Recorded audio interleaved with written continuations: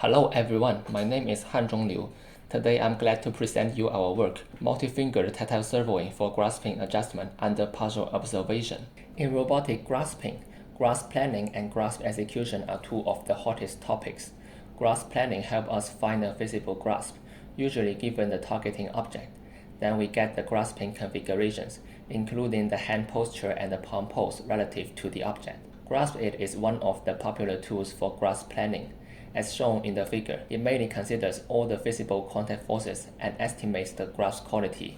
Vision-based methods with neural networks bring grasp planning to a more practical scenario, while the previous work like GraspNet 1 billion focused on the visual perception part and only a two-fingered gripper is used. It cannot be used directly on a multi-fingered hand. Other work focuses on grasp execution, like the adaptive compliant approach to grasp strategy shown at the bottom. It increases the success rate of grasping by using an adaptive controller at a lower hierarchy. However, in this method, task is defined in Cartesian space, and specifying the grasping hand posture for later manipulation use is not considered.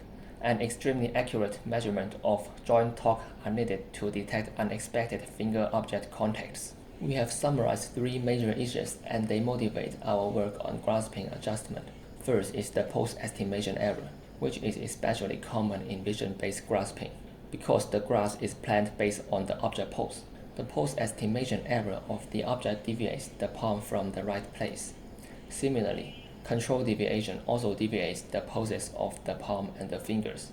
An intuitive solution for this is to re-estimate the object pose during grasping and adjust the grasp according to the new estimated object pose, but a collision by the robotic hand makes it intractable. Nowadays, many robotic hands are integrated with tactile sensors, which tells us the accurate contact location and shows the potential in improving a grasp.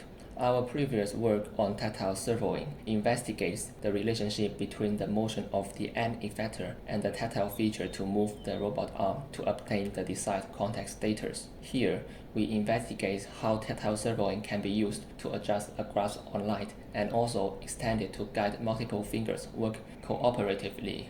This work focuses on the grasping execution stage. During a grasping task, we first plan the desired grasp, denoted as capital G here, and move the palm towards the targeting object and close the hand, while the tactile sensors on all the fingertips detect contacts. A partially observable current grasp is established, denoted as lowercase g in the figure, and our grasping adjustment methods comes into effect. We use tactile servoing to decide the twist commands of each fingertip, then the multi-fingered hand IK to compute the corresponding finger joint angle velocities and palm twist. These adjustments iterate every time step until the partially observable grasp is close enough to the desired one. For the multi-fingered tactile servoing, we first define the tactile features. Fx reflects the contact pressure, and Fy and Fz reflects the contact location. In tactile servoing, the tactile Jacobian Js is defined to formulate the relationship between the deviation of the current tactile feature to the desired one and the fingertips twist. The dagger denotes pseudo-inverse. Here we define the fingertips twist in each fingertips frame. Vx is the linear velocity along the normal direction. It independently controls the pressure and remains controlled at the contact location. According to our definition, the angular motion around x-axis hardly affects the tactile feature, and thus we remove it from the optional motions. In the framework of tactile servoing, the tactile Jacobian is usually set to a constant matrix like this. Here in the second and in the third row, two motions can lead to the same effect on one tactile feature, while their ratio is fixed, which slows down the convergence towards the desired grasp. That's why we introduce a selected matrix, AS. There are totally 4 choices for AS. In every selected AS, either the entry SY and RZ can be non-zero, and the others will be 0. So at each time step, it only chooses one single motion between sliding and rotation, and it is similar for SZ and RY.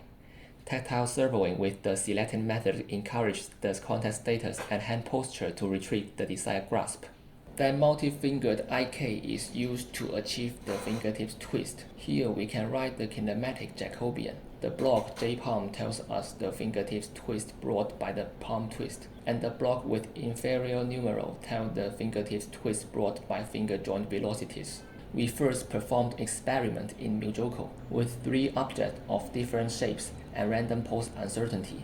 We have 16 trials for each object with both the proposed method and the baseline, and the result shows our method improves the success rate of grasp. We have performed further experiment on a spherical object with larger pose uncertainty. We first planned a desired grasp, and the desired hand location in horizontal direction is denoted 0, 0.